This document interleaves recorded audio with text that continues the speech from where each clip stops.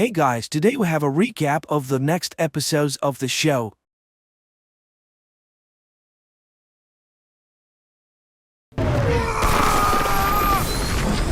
Magne and Vidar are lying unconscious on the pier when an ambulance pulls up. One of the paramedics rushes to Magne with a defibrillator and begins to administer aid. After receiving the shock, Magne instantly regains consciousness and emits a powerful wave that throws the man several meters away. While the second medic tries to help his buddy, Magne approaches Vidar's body. Vidar opens his eyes and whispers the words of a threat. Magne will die before the new moon comes. The lad runs away. At this time in the nursing home, one of the residents, Wotan Wagner, complains to the orderly Halvor about the broken wheelchair. Magne runs into the mountains. He is still shaken by the battle and turns to the bird flying above, blaming it for everything that has happened to him. Suddenly, Magne finds himself in the netherworld, and before him stands the ancient sorceress Volva, who takes the form of Isolde. She reminds him that he must now obtain weapons and find friends, for the other gods will surely come to his aid. Volva asks him not to come here because the giants might kill her too. Then she scoops up something from the glowing bowl and blows it in the guy's face. Magne is immediately alone on the mountain. Annoyed, Vidar rushes to his house and tells Ren and Saxa about the battle that took place. In the meantime, a group of young people are hanging out at a table in a street cafe when Magne comes running to them looking for the cashier. No one knows where she is, but everyone raves about Laurid's speech at the feast. Fjord then returns home and announces that he has not killed Gry. Not only that, he's going to leave home and live with the girl he loves. The boy does not want to take part in the coming battle. When he arrives at Gry's house, he announces his separation from his family. Magne reminds Lauritz of the stories of Ragnarok, but the brother does not take these ancient stories seriously. To prove his new identity, Magne bends a metal bat in front of his brother. Lauritz asks for time to think over what he has said. The next day, the head of the Edda police appears on TV and announces that an investigation has begun into Utul Industries, for which a well-known expert is coming to town. Lauritz is watching the broadcast devouring food. Suddenly, Turid arrives, and she's surprised by his son's voraciousness. In his room, Magne observes an obvious change in his appearance. His muscles are getting bigger and he's getting even stronger. Later, Turid invites the boys to celebrate their father's birthday and shows them a photo of them together. The family goes to their father's grave, where Lauritz makes the statement that the father would obviously be proud of a son who looks like a woman and uses makeup. Here, Magne looks like his father, but Lauritz looks like he's from a different family. Turid smoothes over the unpleasant conversation. On their way home, they meet Erich, and he informs them that by the school board's decision, Magne can return to school. At that moment, Turid asks for help. The car won't start.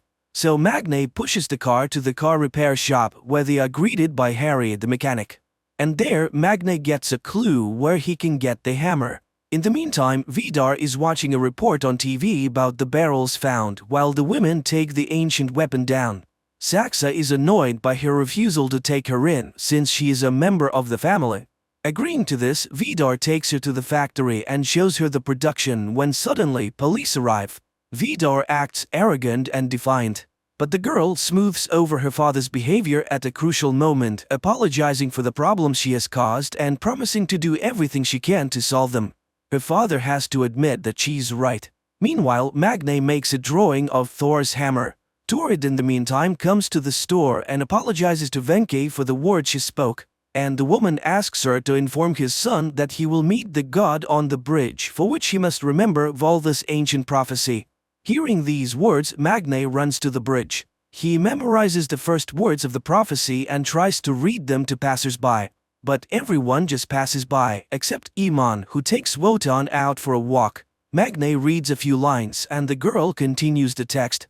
They go home to Magne and the girl tells him how Wenke activated her powers, saying she was special. Then she tells him to find the chief warrior and help him. Meanwhile, Lauritz arrives at the grill cafe and meets the waiter. He unmistakably identifies the guy as gay and shows his sympathy. Meanwhile, Magne tries to find out about Iman's powers, but the girl can't recall anything supernatural.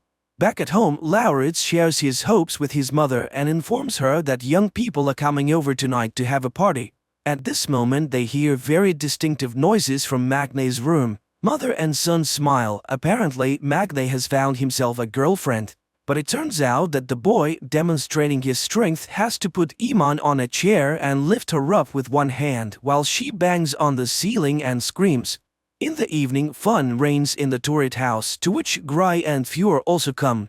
And Iman finally finds her power. She can make anyone do what she wants. And she demonstrates it on one of the guys who, at her command, brings her a drink by moving on his knees. She seems to be the embodiment of the goddess of love and fertility, Freya. Laurit's new mate never arrives, and the distraught lad complains to his mother. He's just ugly. Tipsa reveals the truth to her son. In the morning, Iman and Magne arrive at the workshop, and the girl uses her powers to force Harry to make a hammer from Magne's drawing. In the meantime, Turid goes to Vidar and confesses to him that on the one night they once spent together, she became pregnant. And now is the time when Lauritz needs a man's support very much. And Vidar, thanks to woman. In the evening, on his way home, Magne sees Vidar embracing Lauritz. At night, Turid tries to justify herself to Lauritz. She has never regretted giving birth to him. And she won't mind if the boy gets to know his real father better, which Magne dislikes very much. In Utelheim, Ran trains with her fighting bow, reminding Saxa of her spear. But the girl is completely immersed in the business of the factory. At this point, Vidar informs her of his newfound son, which causes Ran to object. Giants cannot have children by mortals, but Vidar cites fate. And Magne breaks the news to Iman. He then learns that the girl was born in Sri Lanka but grew up in a Norwegian family. She boasts that she can get anything she wants with her powers, which provokes Magne's condemnation. The powers were not given to get new clothes or cheat shopkeepers. At this point, Harry brings the hammer. Lauritz comes to Vidar and he offers to take a motorcycle ride. Meanwhile, Magne and Iman are going to test the hammer, for the real one must always return to Odin. But the hammer just takes off. Making a stop in the mountain, Vidar tries to ferret out something about Magne, but Lauritz gets it right away. Magne retrieves his hammer but cannot understand why it does not work. Meanwhile, Saxa continues to investigate the company's affairs and makes a statement to reporters. Meanwhile, a company of young people are sitting in a grill bar and watching the news. The guys are shocked by the admission that it's dangerous to drink tap water because that's what they were drinking. Fjord hears Saxa's apology and leaves. One of the girls suggests protesting against the Utuls who have mucked up the fjord. Turid is writing a note to her sons to not drink the tap water when Lauritz and Vidar enter the house. The boy is thrilled. His father has given him a motorcycle. In the meantime, Ran is looking at the pictures in the family album and suddenly brushes away a tear. At this moment, Vidar enters the house and announces that he is ready to take in his new son, which prompts a harsh protest from Ran. Saxa is struck by the abundance of emotion, for Ren has never been jealous of her husband. In the evening, Magne goes to the grill bar and Saxa arrives there as well. Seeing her, the guy pulls out a knife, but the girl just provokes him. At the end of their conversation, they come to the conclusion that their families have lost their minds. Cisterns of drinking water arrive in Edda, and Fjord receives an invitation from Ran to talk. The woman has arrived at Gry's house and is waiting outside. He listens to his mother's account about the changes in the family and refuses to call Rand his mother. They are merely feigning their relationship. He has no intention of going back and wants nothing to do with the firm. Angry, Rand sees the Sayer family and tries to run them over with her car. But Magne manages to react and pushes his loved ones away. Rand apologizes, pretending to have lost control, but Magne doesn't believe her. He grabs the hammer and runs to Wenke. The old woman is frightened. The giants will kill her if they see them together. She's amazed at Magne's attempt to make the hammer because you can't just get it. She promises to tell him how to forge the real Mjolnir. After all, the giants have an ancient weapon with which they can kill anyone. She begins the story of the eternal fire of the ancient gods but notices Rand and hides in the building, promising Magne to tell him everything when he meets her on the mountain. Lauritz comes to Utelheim and is treated to mead. Vidar tells him that the lad is not human and gives him the heart of a deer he has harvested for him. Lauritz eats the meat and visions of ancient giants flash before him. Vidar grabs his hand and shoves it into the fire. The boy screams, but as he pulls his hand out, the burn disappears right before his eyes. He is now invulnerable. Rand sees this and becomes enraged. While the spouses are quarreling, Lauritz goes to the bathroom and after washing his face sees in the mirror the ancient scoffer, half-brother of Odin and father of the serpent Midgardsorm, Loki. And he understands he is his incarnation. Back in the room he hears Rand say that the cashier is really Vulva, and she's going to kill her before Magne gets the hammer.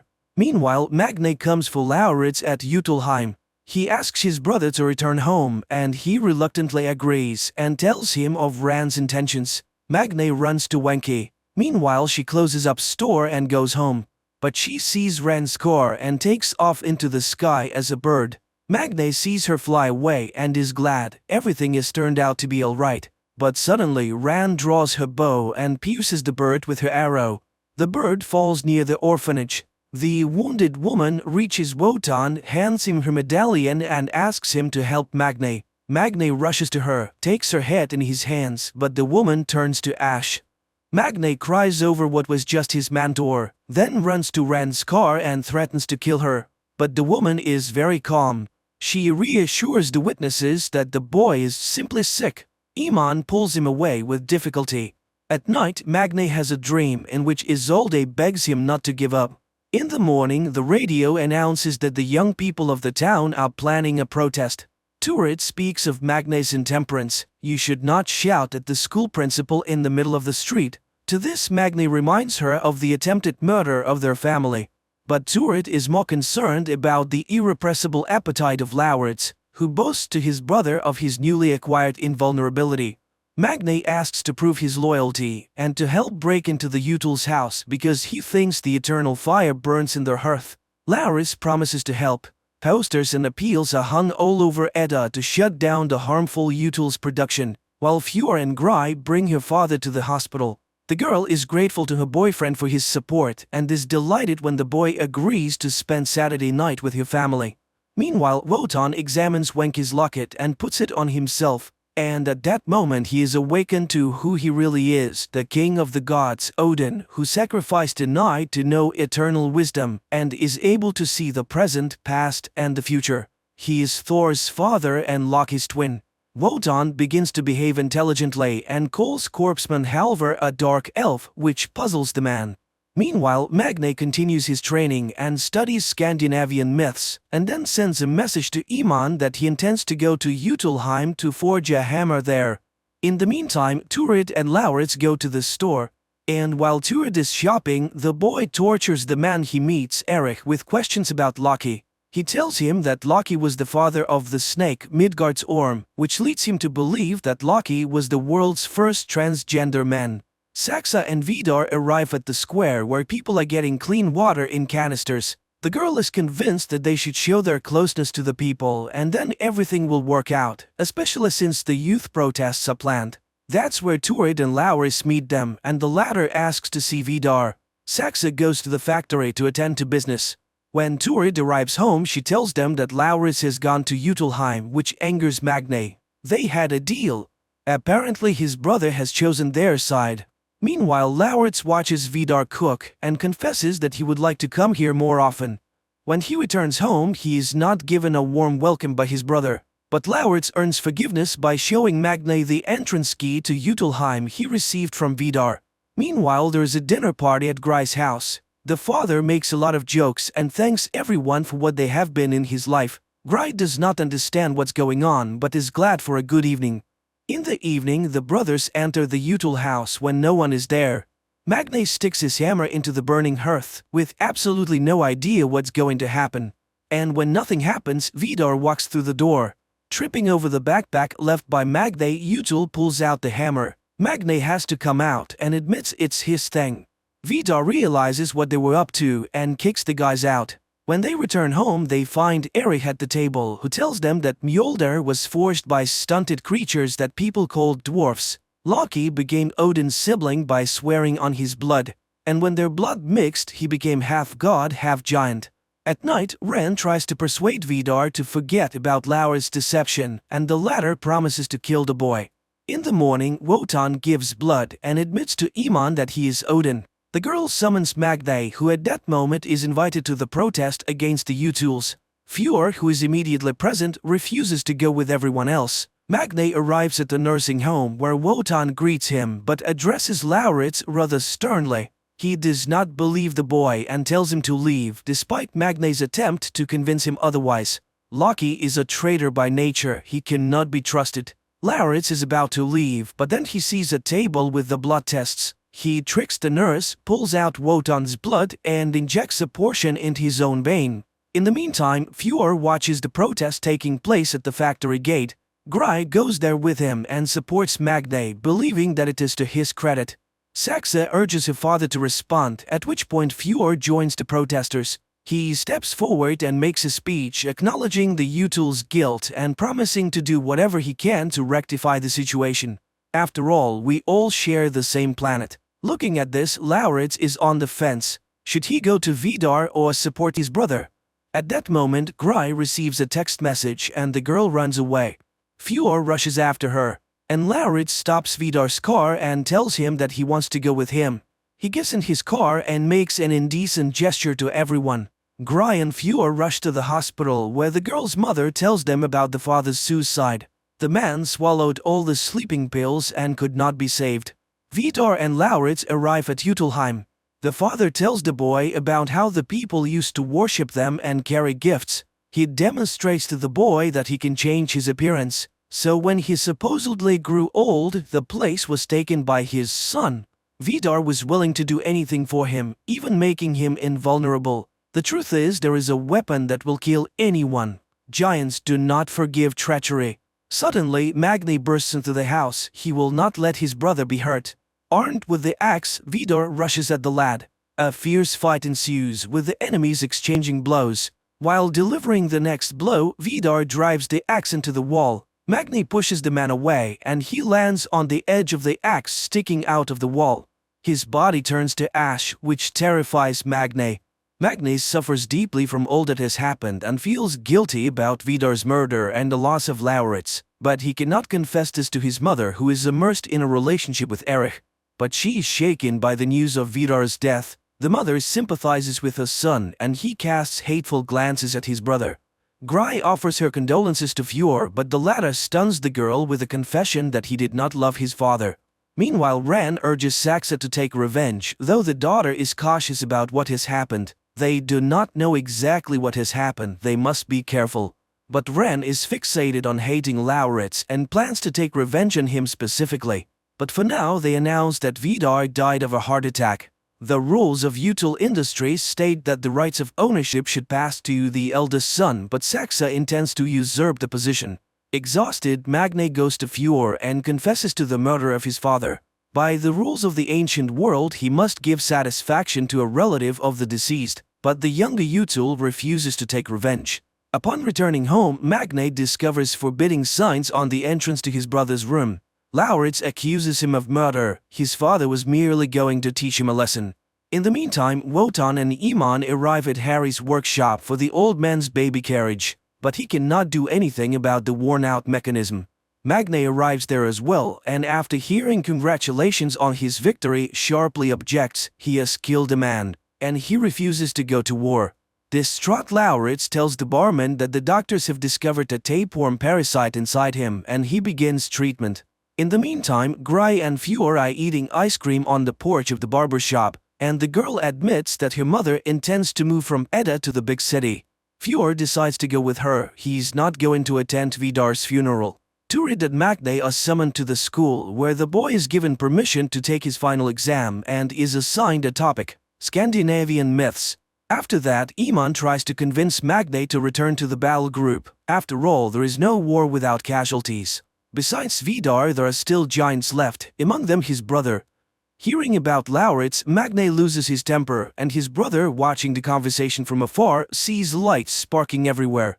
Saxa takes on the firm's business with determination and one day talks to Turid, convincing her not to mix emotion and work. Satisfied, the woman thanks the girl for her understanding. Furious, Iman goes to the sports club, where she notices Harry. The girl challenges him to a fight. The guy dismisses it with a joke. Iman gives him a good kicking, but falling down and swallowing blood, the boy gets up again and again. He never gives up. Later, Iman leads him to the old man. She has found the fighter. Apparently his soul used to live in the body of Tyr, a god of war known for his courage and strength, who lost his arm in a battle with the wolf Fenrir, sacrificing himself to save his friends. Meanwhile, the youths discuss a protest against the util factories and invite Magne to participate, not noticing Saxa, who enters the cafe.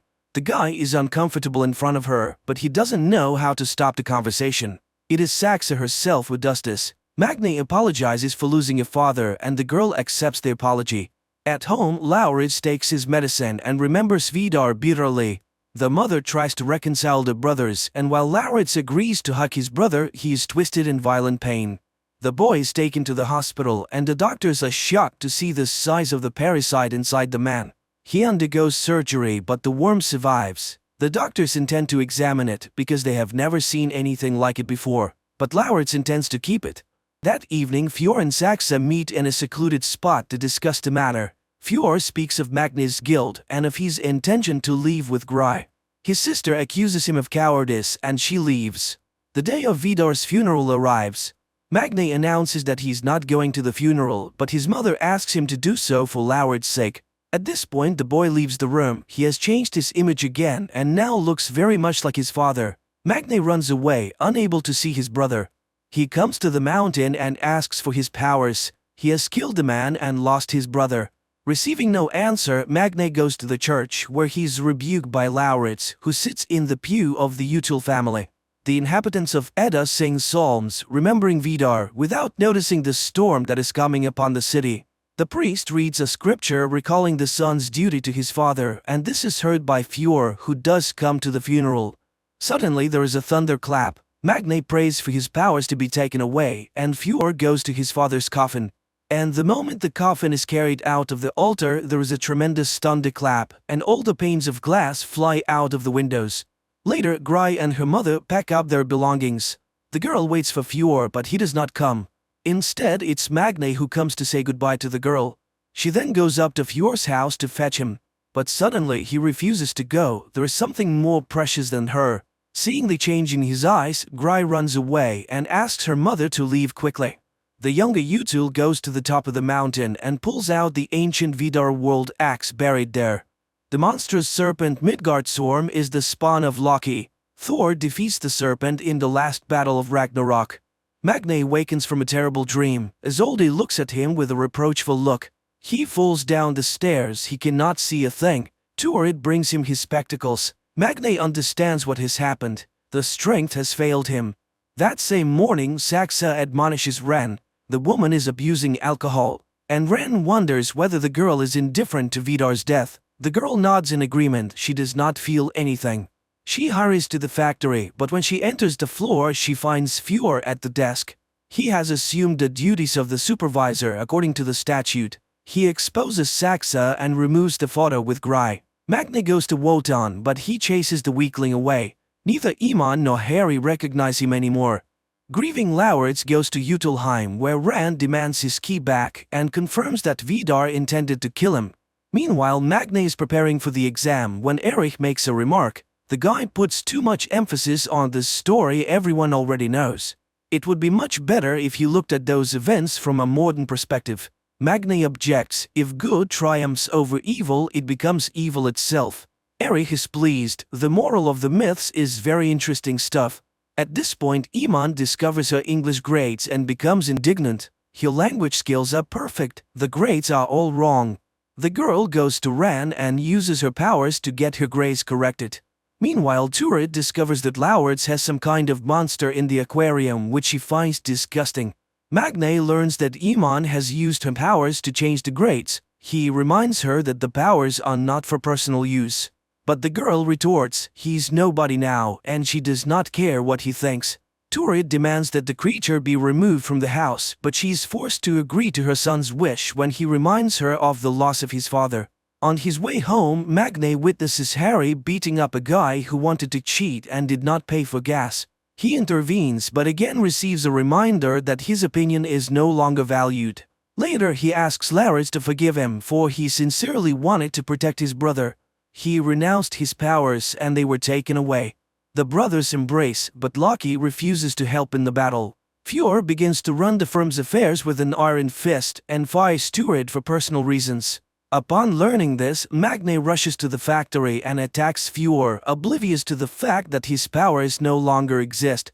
Utul ends up beating him and leaving him lying in the parking lot, telling him he doesn't even deserve to die. The battered lad goes to Wotan and asks for permission to rejoin the ranks of the fighters on the condition that he won't kill, but he's reminded that there is no other way of doing it. After Thor's return, Ran takes his side, especially since Magne has lost his powers. Now the company is the first priority. Saxa is against the new policy, but nobody listens to her. Magne's new sympathizer Signy urges the guy to keep fighting Util Industries while Saxa convinces Lauritz to vote against Thor. After all, he's a member of the family. In exchange, she offers him the key to Utilheim and money. In the evening, Lauritz comes to the Utils and Thor has to greet his brother. Meanwhile, Magne goes for a run and sees the installation of the stone on Isolde's tomb. After dinner, Thor inquires about Lauritz's expectations. He reminds him that Lauritz is also a giant. Thor is willing to buy his vote, because he has much more money than Saxa does. Ran takes Lauritz home and warns him to stay away from her family. Lauritz scoffs. Even as a bastard, he is related to Vidar, while the others are not really family. The whole thing is a farce to those around them, as they are barren. Enraged, Ran follows him into the house and attacks Lauritz. Magne tries to help, but to no avail. Ran openly promises to destroy his family, for the powers have left Magne. But suddenly Turid comes home and Ran leaves. Magne decides to do what he can to win the war and returns to Wotan to regain his powers. Wotan reminds him that his greatest weapon is Mjolnir, his only chance against the giants. Magne agrees to lie to Lauritz and get the key to Utilheim. The team of warriors go to the Util's factory as Odin reminds them shortly before that they have everything they need to make the hammer, Volva's feather and Ran's arrowhead. At the mention of the dwarf's name, Halvor enters the room. All that remains is to find the eternal flame, which can only be found somewhere in the factory. Once inside, the team goes to the old warehouse, but suddenly they see guards.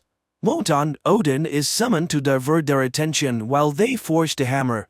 The old man comes out into the light and pretends he can't walk. The guards are puzzled, but remembering their orders to guard this building particularly closely, they take the old man to the gatehouse, reporting the incident to Thor. Harry intends to break the lock on the warehouse, but Magne pulls out the key he snatched from Lauritz, lying that he intends to impress Signy by hanging a protest banner in the Util warehouse. Once inside, the team begins looking for the fire. But there is no such thing in sight. Magne reads the words of the saga and everyone understands there must be a dungeon. It must be nearby, and while Iman stays behind to keep watch, the others descend into the cellar and find the ancient forge with the eternal fire blazing. That's when Thor arrives at the factory.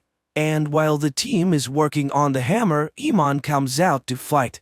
Under the blows of the sledgehammer, the ancient iron, the feather and the tip of the giant's weapon are fused together. Meanwhile, upstairs there's a deadly battle, and Iman begins to suffer defeat.